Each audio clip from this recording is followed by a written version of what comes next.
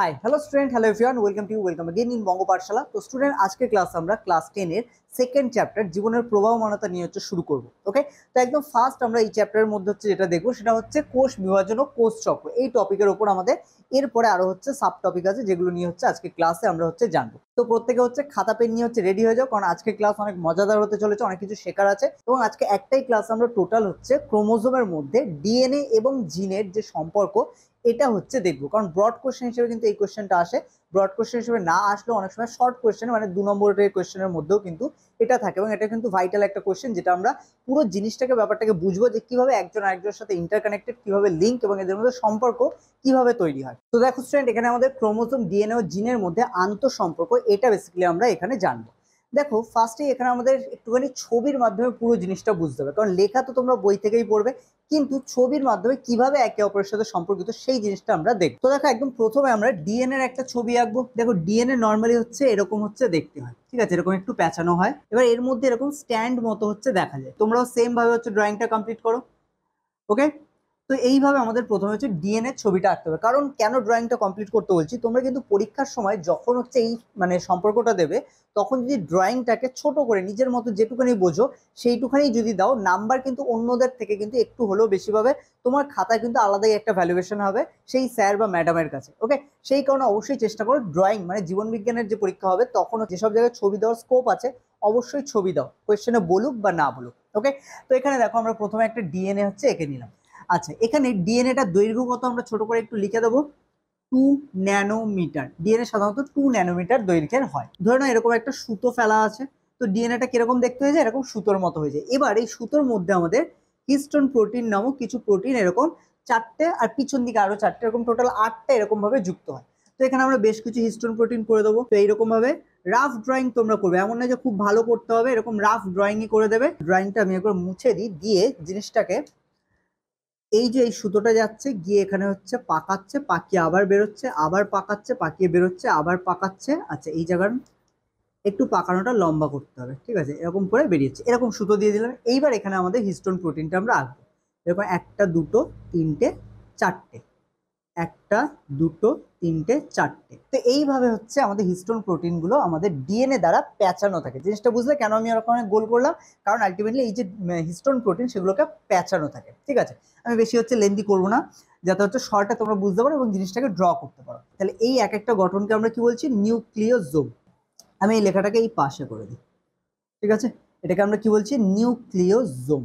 সেক্ষেত্রে এটা একটা নিউক্লিওজোম, এটাও একটা নিউক্লিওজোম, এটাও একটা নিউক্লিওজোম, প্রত্যেকটা আলাদা আলাদা নিউক্লিওজোম। এবার এই নিউক্লিওজোম গুলো কি করে? নিচে এসে এখানে একটা বিশেষ গঠন করে। আচ্ছা, এখানে আরেকটা জিনিস বলে দিই, এই যে দুটো নিউক্লিওজোমের মাঝে যে অংশটা দেখতে পাচ্ছ, এই সুতোর মতো অংশটা আসলে কি? ডিএনএ। কারণ এই যেটা আছে এটাই পরবর্তীকালে কি যখন এটা দূর থেকে দেখো তখন দেখে সুতোর মতো মনে হয়।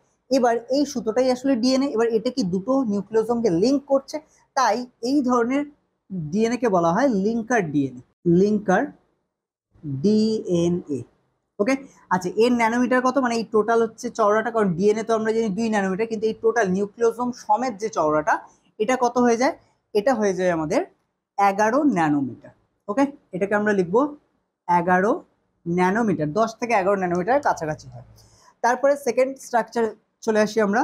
দেখো এখানে এই যে গঠনটা দেখছি, এর মধ্যে আসলে কিছুই না, এখানে এরকম আমাদের বলের মতো অংশ থাকে, ঠিক আছে, এরকম বলের মতো অংশ থাকে। এবার দেখো তোমাদের এই জায়গাটা একটু বুঝতে হবে, এই যে বলের মতো অংশগুলো, এগুলো আসলে কি? এগুলো আসলে এই যে নিউক্লিওজোম তোমরা দেখেছিলে, এই বলের মতো অংশটা আসলে নিউক্লিওজোম। ওটাকে ছোট করে দিলে এরকম গঠনটা দেখতে হয়। ওকে, তাহলে জিনিসটা এইরকম লম্বা থাকে। আর এই ধরনের গঠন যখন কোনো নির্দিষ্ট, কারণ দেখো এটা মাঝখানে আমি যদি একটা অক্ষ কল্পনা করি, যে এরকম একটা অক্ষ আছে, এর উপরে কি আছে? তার প্যাঁচানো আছে, বা ডিএনএ এরকম করে প্যাঁচানো আছে এর উপর, তাহলে কি জিনিসটা অনেকটা এর মতোই দেখতে হচ্ছে না? তো এখানে জিনিসটা যখনই এরকম কোনো অক্ষের ওপর কেন্দ্র করে এরকম কোনো কিছু প্যাঁচানো থাকে এইরকম আকৃতিতে, তখন সেটাকে বলা হয় সলিনয়েড। আর এই গঠনটাকেও বলা হয় সেই কারণে সলিনয়েড। এবার এই সলিনয়েডের মধ্যে এই যে তোমরা লিঙ্কার ডিএনএ এর সাথে এখানে যে নিউক্লিওজোম গুলো দেখলে, সেগুলোই এইভাবে সাজানো থাকে। বোঝা গেল? এবং এটা পুরো চেনের মধ্যে আলটিমেটলি থাকে। এবার এখান থেকে আমরা যদি একটু নিচের দিকে চলে আসি, তাহলে আমরা বুঝতে পারবো এই গঠনটা এরপরে যখন আরো জটিল হয়ে যায় তখন দেখতে কেমন লাগে।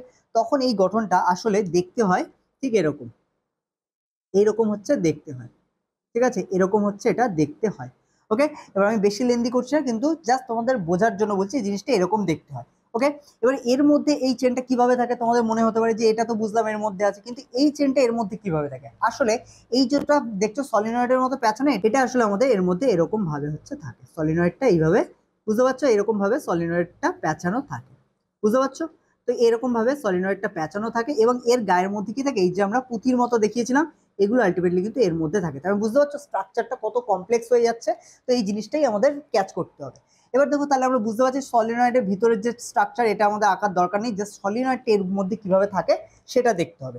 আচ্ছা, এদের একটু আমাদের ডায়ামিটারটা বলে দিই। এখানে এটার ডায়ামিটার হচ্ছে 30 ন্যানোমিটার, 30 ন্যানোমিটার। আর এখানে সলিনয়েডটা এই যে একটা সুপার কয়েল মতো হলো, এই জিনিসটার ডায়ামিটার থেকে আমাদের 300 ন্যানোমিটার, এটা থাকে আমাদের 300 ন্যানোমিটার। এবার এটা 300 ন্যানোমিটার, 300 ন্যানোমিটার এটা হচ্ছে তো একটা সাইড থাকে। এবার এর এপাশে সেম ভাবে আরো একটা সাইড থাকে, এখানে মাঝখানে আমাদের একটা প্রোটিন থাকে যেটাকে আমাদের স্ক্যাফোল্ড প্রোটিন বলা হয়। ঠিক আছে, তোমাদের জন্য ইম্পর্টেন্ট নয়, ক্লাস 10 এর জন্য, বাট মনে রাখতে পারো তোমরা যারা হচ্ছে ইন ফিউচার হচ্ছে সায়েন্স নেবে বা বায়োলজি নেওয়ার ইচ্ছা আছে, তাদের জন্য এটা ইম্পর্টেন্ট।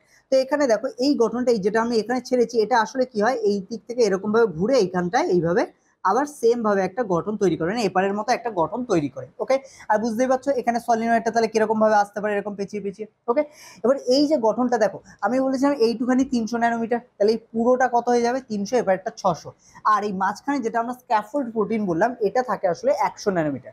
টোটাল এই যে গঠনটা, এটা হয়ে যায় 700 ন্যানোমিটার। ঠিক আছে, এবার এটা আমরা কোথায় দেখবো, এটা এরপরে আমরা একটা ডায়াগ্রাম দেখবো, যেটাকে আলটিমেটলি তোমরা প্রত্যেকেই চেনো কম বেশি, যেটাকে আমরা বলি ক্রোমোজোম। ঠিক আছে, এই গঠনটা আশা করি তোমরা চেনো। এবার এখানে মাঝখানে ক্রোমোজোমের মাঝখানে আমাদের কাইনেটোকোর থাকে, মাঝখানে হচ্ছে সেন্ট্রোমিয়ারের অংশ থাকে, এটা হচ্ছে আমরা পরে কখনো দেখবো এর পরের ক্লাসগুলোয়। কিন্তু এখানে এই যে গঠনটা, এই যে গঠনটা তোমাদের দেখানো হলে, এটা আলটিমেটলি এইখানে সাজানো থাকে কিভাবে। দেখো আমি তোমাদের একটা সাইডে জাস্ট জিনিসটা দেখানোর চেষ্টা করছি, এরকম মাঝখানে স্ক্যাফোল্ড প্রোটিন থাকছে, দেখে এরকম সুতোর মতো মনে হয়, এর উপরে জিনিসটা এইভাবে সাজানো থাকে। ঠিক আছে, এরকম ভাবে সাজানো থাকে, এরকম ভাবে, এরকম ভাবে সাজানো থাকে, বোঝা যাচ্ছে জিনিসটা, এইভাবে সাজানো থাকে এইভাবে। তাহলে দেখো এই এক একটা বাহুর দৈর্ঘ্য তাহলে কত হয়ে যাচ্ছে, 700 ন্যানোমিটার। কারণ কিভাবে তোমাদের বলেছি, কারণ এক একটা দিক হচ্ছে 300 ন্যানোমিটার, দুটো হলে আমাদের 600, আর মাঝখানের এটা হচ্ছে 100 ন্যানোমিটার হওয়ার কারণে এই একটা হাতের দৈর্ঘ্য হয়ে যাচ্ছে আমাদের 700 ন্যানোমিটার একটা। ঠিক আছে, একটা কত, 700 ন্যানোমিটার। কিন্তু এখানেই যদি এই দুটো নেওয়া হয় তাহলে কত হবে, দুটো হাত, মাঝখানে গ্যাপ তুমি বাদ দাও, কারণ গ্যাপ অ্যাকচুয়ালি থাকে না, এটা আমাদের বোঝানোর জন্য তোমাদের বললাম। এবার এই গ্যাপটা যদি বাদ দাও তাহলে এটা কত হয়ে যাবে, 1400 ন্যানোমিটার। ঠিক আছে, তাহলে এটা কত হয়ে যাচ্ছে, 1400 ন্যানোমিটার। বোঝা যাচ্ছে? তাহলে এই হচ্ছে ব্যাপার, কারণ এখানে আমাদের ক্রোমোজোম, ডিএনএ এবং জিনের মধ্যে আন্তঃসম্পর্ক, এবার হচ্ছে আমাদের জিনিসটা আরো ক্লিয়ার হয়ে যাবে। দেখো এটা আমি কি বললাম, ক্রোমোজোম। তাহলে ক্রোমোজোমের মধ্যে তোমরা দেখতে পাচ্ছ ডিএনএটা কিভাবে থাকছে। ঠিক আছে, আগে সলিনয়েড ছিল, সলিনয়েডের মধ্যেই কি আছে আমাদের এখানে, মানে তোমার নিউক্লিওজোম গুলো আছে। এবার এখানে খেয়াল করো, এখানে আলটিমেটলি এই সুতোর মতো অংশ তোমাদেরকে যা বলা হচ্ছে, এগুলো পুরোটাই আসলে ডিএনএ। ঠিক আছে, এবার দেখো ক্রোমোজোমের মধ্যে তাহলে আলটিমেটলি কি আছে, ডিএনএ আছে। তাহলে আমরা বলতে পারছি ক্রোমোজোমের মধ্যে কি আছে, ডিএনএ আছে। ডিএনএ এর মধ্যে কি আছে, জিন আছে। এবার আমি তোমাদের জিনের কনসেপ্টটাই নিয়ে আসি।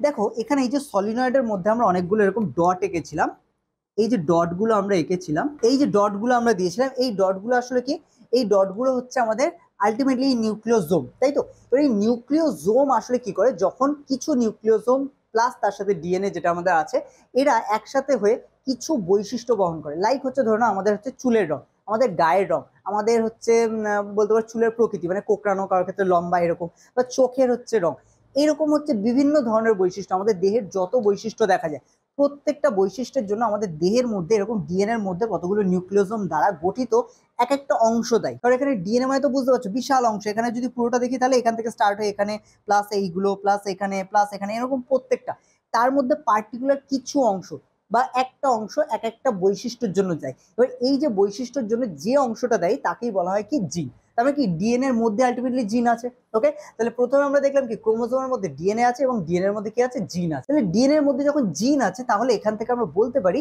যে ক্রোমোজোমের সাথে ডিএনএ সম্পর্ক আছে এবং ডিএনএ এর সাথে জিনের সম্পর্ক আছে। সেক্ষেত্রে এরা প্রত্যেকে একে অপরের সাথে সম্পর্কিত, এবং এটাই হচ্ছে আমাদের ক্রোমোজোম, ডিএনএ ও জিনের মধ্যে আন্তঃসম্পর্ক। বোঝা গেল? তো এই হচ্ছে আমাদের টোটাল স্ট্রাকচার, যেটা তোমাদের মনে রাখতে হবে, ক্রোমোজোম, ডিএনএ ও জিনের মধ্যে আন্তঃসম্পর্ক ব্যাপারটা আসলে কি। এবং এখানে আরেকটা জিনিস খেয়াল করবে, 2 ন্যানোমিটার, 11 ন্যানোমিটার, 30 ন্যানোমিটার, 300 এবং এখান থেকে 700 এবং 1400 ন্যানোমিটার, এই যে জিনিসগুলো এগুলো অবশ্যই দেওয়ার চেষ্টা করবে। নিউক্লিওজোম কি এখান থেকে আশা করি বুঝতে পেরে গেছো যে আমাদের হিস্টোন প্রোটিন ও ডিএনএ কে একসাথে যুক্ত হয়ে যে গঠন তৈরি করে তাকে বলা হয় নিউক্লিওজোম। এগুলো সাইডে তোমরা ছোট নোট রাখতে পারো খাতার পাশে। তার সাথে লিঙ্কার ডিএনএ কি কোয়েশ্চেন আসতে পারে। লিঙ্কার ডিএনএ কি? লিঙ্কার ডিএনএ হলো দুটি নিউক্লিওজোমের মাঝের যে ডিএনএ এর অংশটি হচ্ছে দুটি নিউক্লিওজোমকে যুক্ত করে বা সংযুক্ত করতে সাহায্য করে তাকে বলা হয় লিঙ্কার ডিএনএ। ওকে, খাতার পাশে নোট রাখতে হবে। দেন আমরা চলে আসছি এখানে সলিনয়েড কি দিতেই পারে, ঠিক আছে, এটা তোমাদের লাইফ সায়েন্সেও কোয়েশ্চেন আসে যে সলিনয়েড কি। তো সলিনয়েড কি? কিছুই না, নিউক্লিওজোম সহ ডিএনএ তন্তু কুণ্ডলীকৃত হয়ে 30 ন্যানোমিটার যে গঠন সৃষ্টি করে তাকে বলা হয় আমাদের সলিনয়েড। ওকে, সলিনয়েড হচ্ছে এখান থেকে আশা করি বোঝা গেছে। এবার নিচের এগুলো থেকে ডিরেক্ট কোনো কোয়েশ্চেন আসে না, বাট গঠনটা তোমাকে ক্লিয়ার রাখতে হবে। এবার আমরা এখানে কাজ করতে পারি, প্রত্যেকটাকে অ্যারো করেও দেখিয়ে দিতে পারি যে আলটিমেটলি এখানে কিছুটা অংশ এইভাবে হচ্ছে স্ট্রাকচারাইজ করে দিই, যে এখানে এই গঠনটা আলটিমেটলি কি এটা এইভাবে আমরা দেখিয়ে দিতে পারি যে এর একটা পার্ট হচ্ছে আসলে এই ডিএনএ এর অংশটা। ক্লিয়ার? তো এই হচ্ছে আমাদের ক্রোমোজোম ডিএনএ ও জিনের মধ্যে আন্তঃসম্পর্ক। আই হোপ তোমরা বুঝে গেছো যে ক্রোমোজোম ডিএনএ ও জিনের মধ্যে যে আন্তঃসম্পর্ক সেটার মধ্যে সম্পর্কটা কি। তো না এই অবধি যদি তোমাদের হয়ে গিয়ে থাকে তাহলে অবশ্যই পজ করো পুরোটা 1 বাই 1 হচ্ছে নোট ডাউন করো, এবং এর সাথে যদি রিলেটেড তোমাদের কোনো কোয়েশ্চেন থাকে তাহলে অবশ্যই হচ্ছে তোমরা কমেন্ট সেকশনে জানাতে পারো।